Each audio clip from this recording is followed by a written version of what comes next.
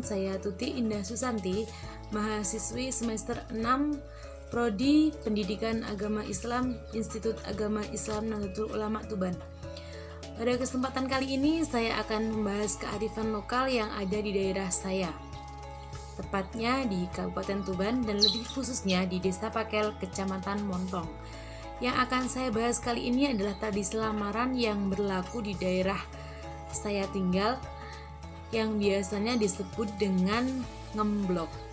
Tradisi ngemblok yaitu tradisi perempuan meminang laki-laki dengan membawa makanan, minuman, dan barang-barang dalam jumlah sangat banyak.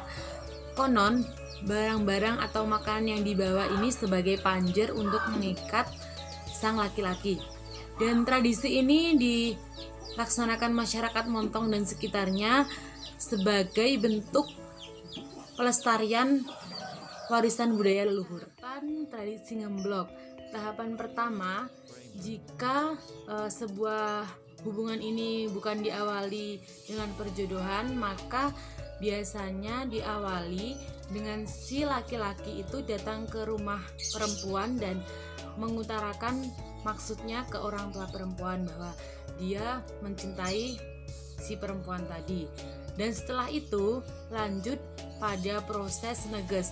Neges itu apa? Neges adalah proses di mana orang tua perempuan datang ke rumah si laki-laki dengan membawa bahan makanan mentah seperti gula, kopi, dan pastinya juga membawa rokok. Itu adalah ciri khas dari proses neges, yaitu gula, kopi, dan dalam proses neges kedua belah keluarga dari pihak perempuan dan laki-laki juga didampingi oleh seorang dongke.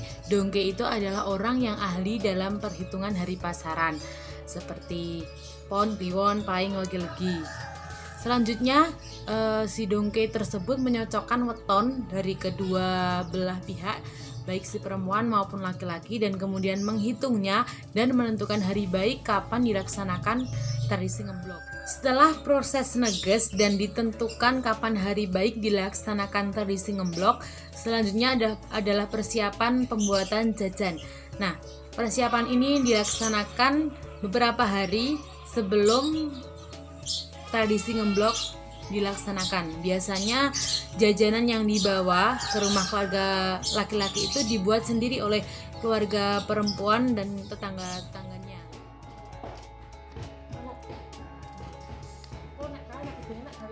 Ya, seperti inilah suasana rumah mempelai perempuan ketika persiapan ngemblok. Jadi semua keluarga dekat dan tetangga dekatnya berkumpul untuk mempersiapkan dan membuat jajan-jajan yang akan dibawa ke rumah laki-laki.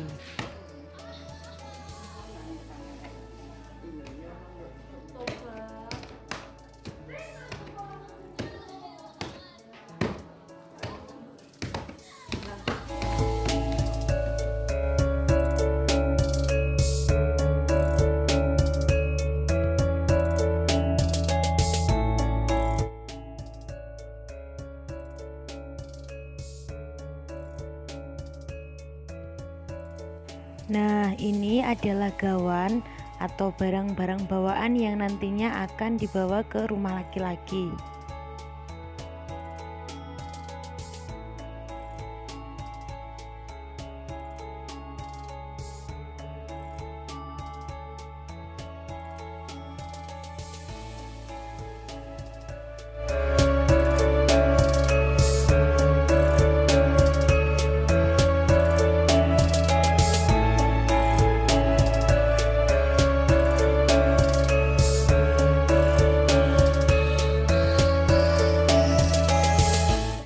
Tradisi ngemblok ini ada beberapa makanan yang wajib dibawa. Di antaranya ada gemblong. Gemblong merupakan makanan yang terbuat dari ketan yang ditumbuk agak halus dan kemudian dibungkus dengan daun pisang. Nah, bentuknya ini sekilas seperti lontong ya. Selanjutnya ada krecek. Krecek ini merupakan makanan yang juga terbuat dari ketan, dibentuk bulat besar kemudian dikeringkan dan digoreng seperti rengginang. Jadi kalau masyarakat kota menyebutnya krecek ini adalah rengginang, tapi di masyarakat sini namanya krecek. Selanjutnya adalah kucur. Kucur juga terbuat dari tepung beras dan gula, kemudian digoreng. Selain itu juga wingko. Kalau wingko mungkin banyak yang tahu ya, karena di mana-mana hampir ada lah makanan wingko. Terbuat dari tepung ketan, kelapa parut dan gula, kemudian dicetak bulat-bulat, dicetakan khusus untuk pembuatan wingko. Selanjutnya yaitu jenang. Nah, ini salah satu yang wajib dibawa juga dalam tradisi ngemblok. Jenang terbuat dari tepung ketan ireng, gula merah, dan juga wijen. Selanjutnya ada kembang gulo. Kembang gulo ini terbuat dari kelapa yang diparut kasar menggunakan parutan seredek dan dicampur dengan gula, kemudian dibentuk bulat-bulat gitu. Selanjutnya ada ketan salak, pertolo, dan selain itu juga ada minuman. Biasanya minuman yang dibawa ketika ngemblok itu Sprite dan juga Fanta, itu yang umum dibawa di masyarakat saya. Selain itu juga ada buah-buahan dan roti-rotian seperti bolu ya. Selain membawa jajanan yang saya sebutkan tadi, tradisi ngemblok biasanya juga membawa makanan-makanan seperti nasi lengkap dengan sayur opornya yang menggunakan ayam utuh, dan juga bumbu-bumbu seperti mie kuning ya, kering tempe, kentang, tumis kacang, dan lain-lain. Nah, dalam tradisi ngemblok ini barang yang dibawa pihak perempuan ke pihak laki-laki ini dalam jumlah yang besar. Kalau biasanya masyarakat menyebutnya serwo 100, itu artinya barang yang dibawa itu serba 100. Jadi ada gemblong 100, kucur 100, krecek 100. Jadi semuanya serba 100. Nah, selain diantar ke rumah keluarga laki-laki, dari keluarga perempuan juga harus menyediakan hantaran ke beberapa keluarga laki-laki yang terdiri dari nenek si laki-laki dari ayah, nenek dari ibu jika masih hidup ya, kemudian saudara-saudara ayah dan saudara-saudara ibu. Selanjutnya waktu dan pelaksanaan tradisi ngemblok. Biasanya tradisi ngemblok ini dilaksanakan pada malam hari bertempat di kediaman keluarga laki-laki. Ada juga yang melaksanakan siang hari, itu berlaku ketika rumah atau jarak antara rumah keluarga perempuan dan keluarga laki-laki ini sangat jauh. Jadi mereka melaksanakan di siang hari.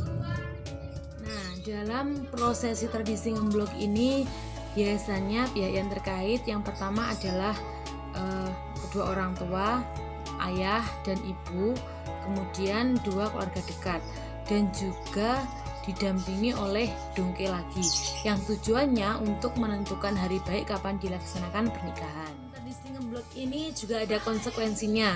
Jika hubungan tersebut tidak sampai pada pernikahan dan ketika yang mengakhiri hubungannya pihak laki-laki, maka pihak laki-laki wajib mengembalikan panjer atau barang-barang yang sudah dibawa pihak perempuan ke pihak laki-laki. Tapi ketika yang mengakhiri hubungan dari pihak perempuan, pihak laki-laki tidak wajib mengembalikan panjer. Namun seiring berjalannya waktu, tradisi ngemblok yang ada di daerah saya juga semakin tergerus dengan budaya baru.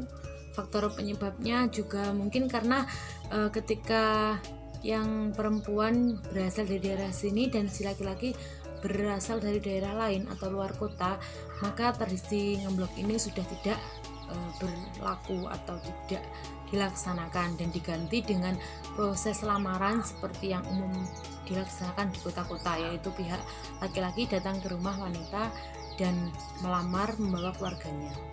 Mungkin hanya itu yang bisa saya ulas pada kesempatan kali ini. Jika ada kesalahan kata, saya mohon maaf yang sebesar-besarnya. Saya tunggu kritik dan sarannya. Sekian, wallahul muwaffiq ila aqwamit thoriq. Wassalamualaikum warahmatullahi wabarakatuh.